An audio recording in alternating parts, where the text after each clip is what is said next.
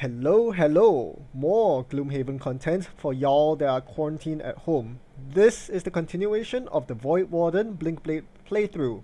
Be sure to check out the first video because this is part 2 of the game where we tackle the second room. Now we are going to make some really crazy plays. I have no idea how this will turn out, but we'll draw the cards and we'll see. Alright, so let's start the round. Okay, well, I'm declaring fast on the Blinkblade. Don't forget I'm red in color, so I'm fast. If I change to blue color, it means I'm slow. The initiative here says 50, but because I'm fast, you have to subtract 30, so I actually go before the Voidwarden. Now, the two cards I played are Blurry Jab and Kinetic Transfer. Even though I usually play Blurry Jab for the for the top wound attack and Kinetic Transfer for the bottom move 4, today I'm going to switch it around. I'm going to do something completely different. I'm going to try to move 5 using Blurry Jab. So 1, 2, 3. This opens the room. I'm going to move downwards. So I'm going to continue. Move 4, move 5. So that is Blurry Jab resolve. Now I'm going to resolve the other card, which is Kinetic Transfer. It says on fast, move 2. And then push 2. Attack 2, push 2. Now you can see why I use Kinetic Transfer here. But first, let's resolve the attack 2. That's a simple attack 2. And then I perform a push 2. Push 1, push 2. Traps do 4 damage at this level, so discard dice. And that's the end of my turn. But I would like to use my minor healing potion here to heal up 3 points of my health so that I'm at full health. Alright, so I consume my minor healing potion. Next, the guards get to act. Shield 1, retaliate 2. Alright, it's the Wind Demon's turn. The Wind Demon performs a move, doesn't matter because their attack is range 4. The Blinkblade is in range 4. So it's going to perform the attack. This is a null, alright? So no damage to my Blinky, but it still gets pulled and the air is still generated. So let's pull myself. Right, so that's the Wind Demon. Voidwarden's turn. For Voidwarden, we are going to play the top of Master Influence finally. So this will power up all our compels. And then our bottom action is simply move 4.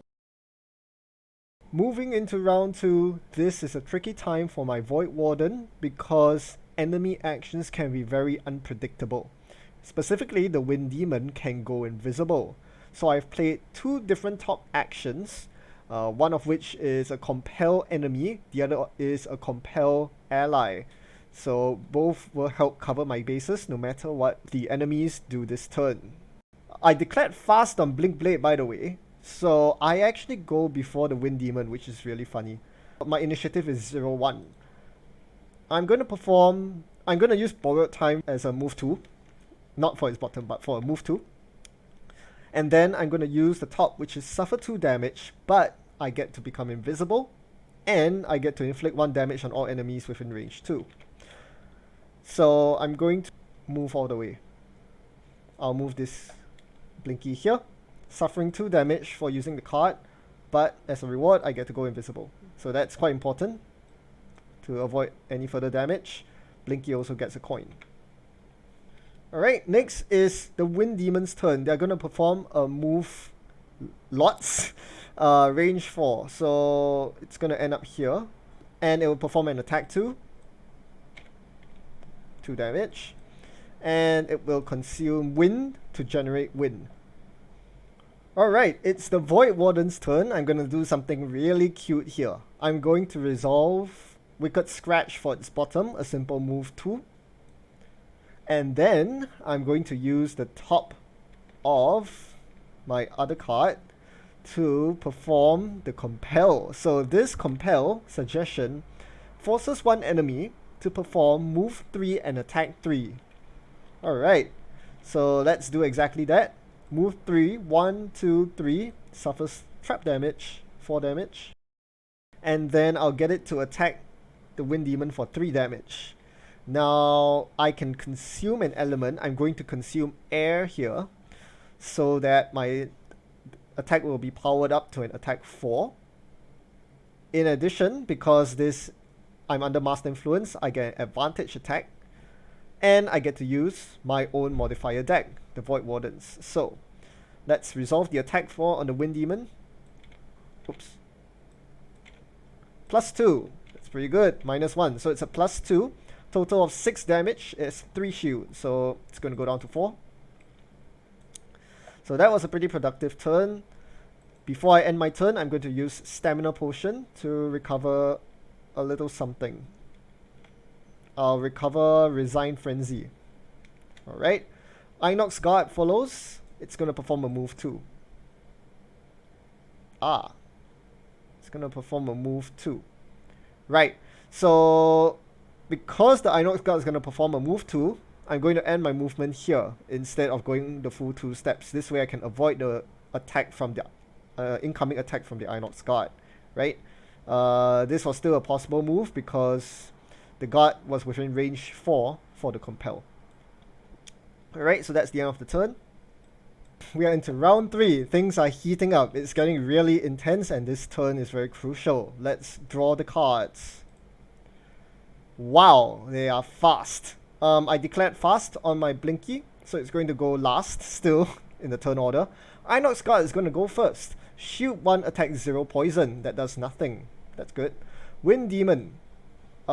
Stuff happens. Alright, let's look at the Wind Demon's card. Move a lot. Attack pool 1. This is a range 4 attack. It does 3 damage. And it's a pool 1. Alright, so we are about to receive 4 damage. And a pool 1. The pool is actually really convenient because now it's our turn. The Voidwarden has played Gift of the Void, so I'm going to compel my Blinkblade to attack the Wind Demon with poison. But to do that, I need to move to adjacency. So my movement is going to be a move 3. Well, I'll just end here, I think. Alright, so I'm going to move here. And I'm going to compel my Blinkblade ally to attack the Wind Demon. This will cost my Blinkblade 2 health. And it will poison the Wind Demon before it launches its attack. Do we have any elements up? I think we do. Air was created by Wind Demon, so we are immediately going to consume it. This makes it an attack 3 plus 1, attack 4. And because it's poison, this is going to be an attack 5. With advantage because of Master Influence. Attack 5, 2 shield, 3 damage. It's almost dead. I played Resign Frenzy. My bad.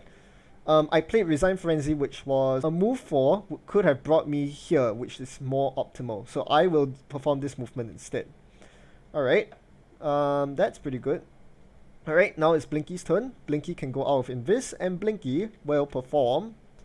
I could choose between Sap Speed, which is an attack 3 advantage on 2 targets, or Power Leak, which is an attack 4 on 2 targets. Both are very tempting choices, I must say. I think I value the advantage more. So with that said, I'm going to resolve Power Leak as a standard move 2, followed by Sap Speed's top. This is an attack 3 with advantage. Starting with the Wind Demon. Oop! There's the Bless! There is the Bless. So the Wind Demon is dead. I should have resolved this on the Guard instead, because the Guard is what I really need the Bless for. This is an attack 3 on the Guard, plus 2. That's not enough. That is 5 damage. 1, 2, 3, 4. Yep, that is right, because the Guard performed shield 1 this turn, so it has 1 little bit of health left. End turn. Alright, we have a very simple round here. Blinky is simply going to declare slow and take a long rest, while Voidwarden has a guaranteed kill simply by performing the compel movement, pushing the Guard into the trap. The question is, does the Guard get to act before my Voidwarden? We'll find out. Nope, the Guard is slow this round, which is really good. So, our Voidwarden moves first and will resolve bottom move 2, standard move 2, followed by the compel, which disarms the Guard and puts the Guard here, consuming darkness to perform the move 3, and this kills the Guard. And that's the end of the round. Long rest, Blinkblade will heal 2 HP. Alright, with all the enemies dead, the subsequent rounds will be pretty simple. We are just going to prepare ourselves for entering the last room. The Voidwarden is going to play the top of Close to the Abyss for a heal 2, range 2, target 2, and then a standard move 2.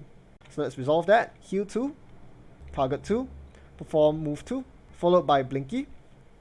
Blinky is going to perform a move 4. 1, 2, 3, 4, immobilize. We don't plan to open the door next turn, so we are just going to immobilize ourselves here. And that's about it. We are not going to resolve the top of Overdrive. It's a nice persistent effect, but I do not think we need it for the final room. So that's the end of the round. Alright, another simple round.